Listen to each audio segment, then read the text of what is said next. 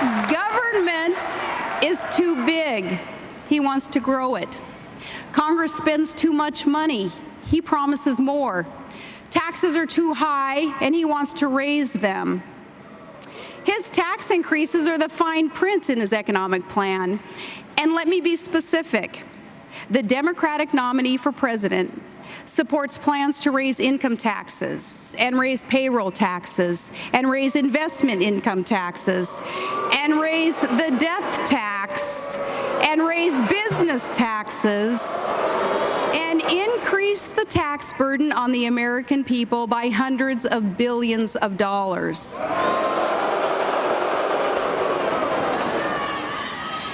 My sister Heather and her husband, they just built a service station that's now open for business, like millions of others who run small businesses. How are they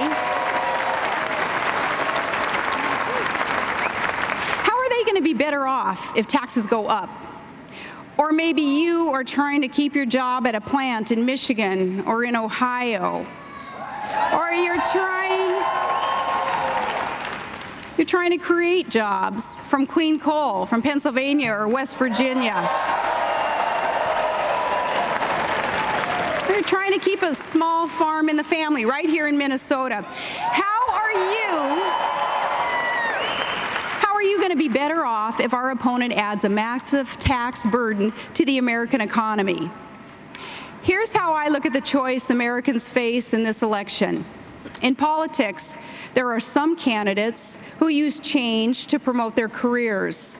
And then there are those, like John McCain, who use their careers to promote change.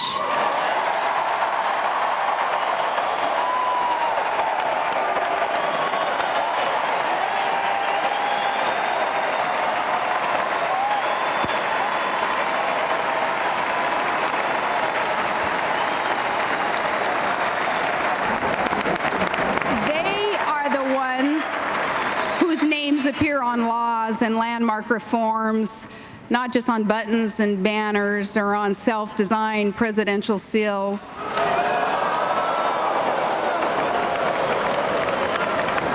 Among politicians, there is the idealism of high-flown speech-making in which crowds are stirringly summoned to support great things.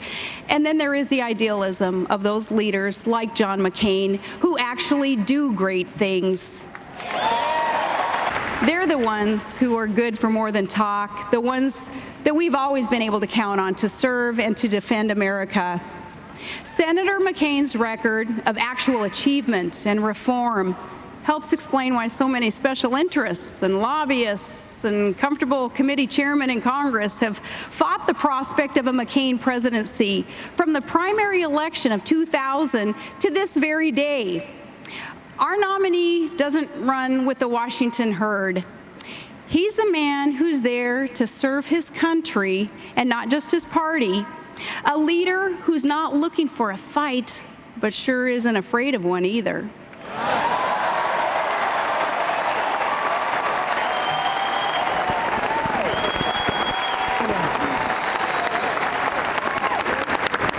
Harry Reid, the majority of the current do-nothing Senate,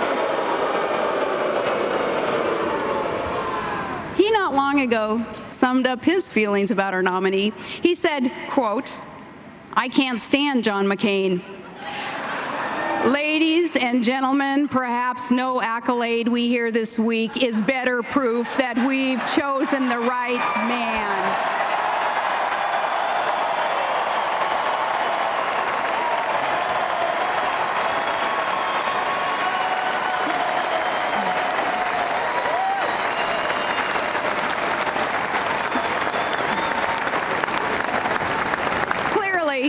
What the majority leader was driving at is that he can't stand up to John McCain. And that's only one more reason to take the maverick out of the Senate, put him in the White House.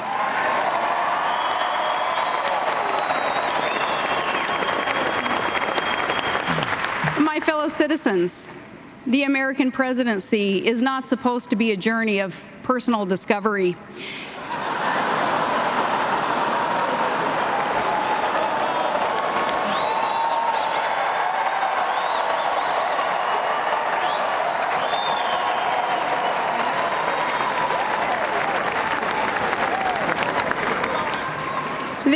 world of threats and dangers, it's not just a community, and it doesn't just need an organizer. And though both Senator Obama and Senator Biden have been going on lately about how they're always, quote, fighting for you, let us face the matter squarely. There is only one man in this election who has ever really fought for you.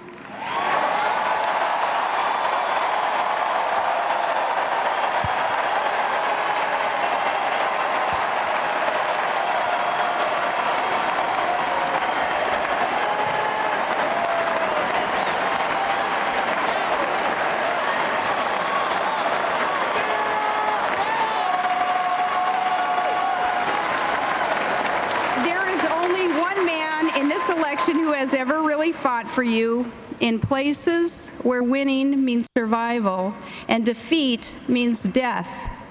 And that man is John McCain.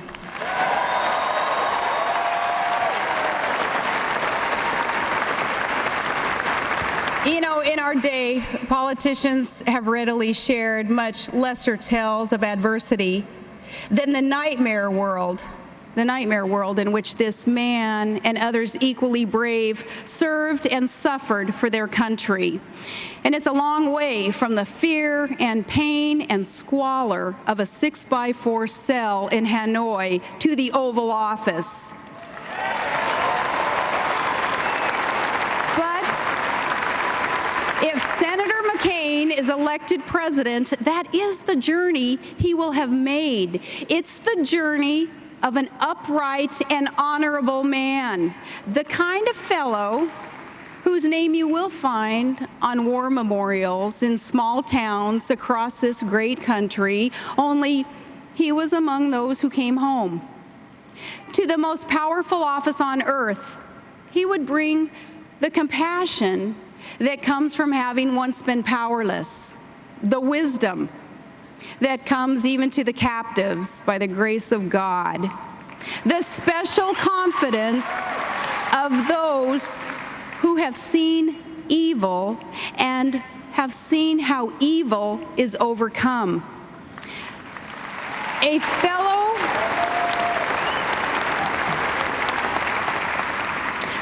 prisoner of war, a man named Tom Moe of Lancaster, Ohio.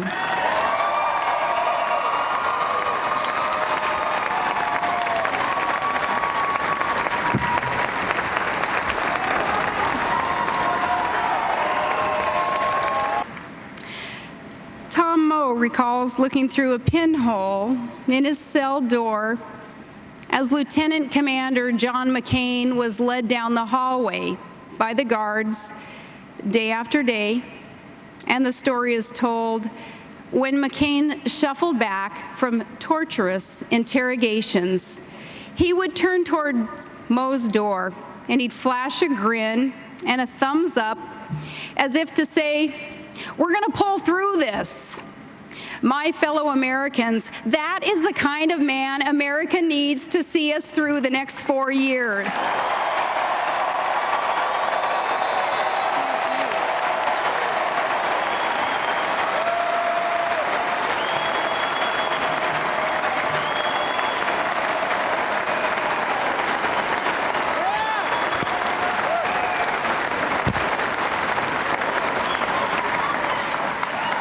For a season, a gifted speaker can inspire with his words.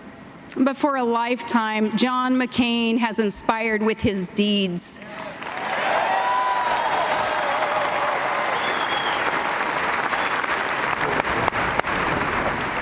If character is the measure in this election, and hope the theme, and change the goal we share, then I ask you to join our cause. Join our cause and help America elect a great man as the next President of the United States. Thank you, and God bless.